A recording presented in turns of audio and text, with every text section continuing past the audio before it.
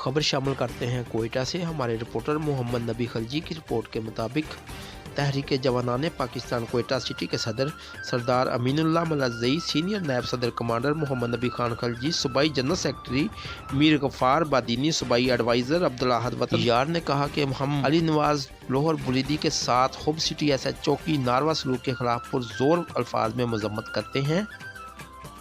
अली नवाज लोहर बुलीदी एक सच्चे और ईमानदार शख्सियत के मालिक हैं और तहरीक जवानाने पाकिस्तान का ज़िलई सदर हैं।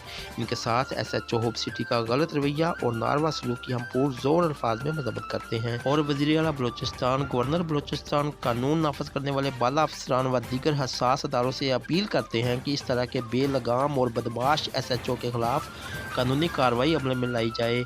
SHO को ये हक नहीं कि एक शरीफ शहरी के साथ इस तरह का सलूक करे।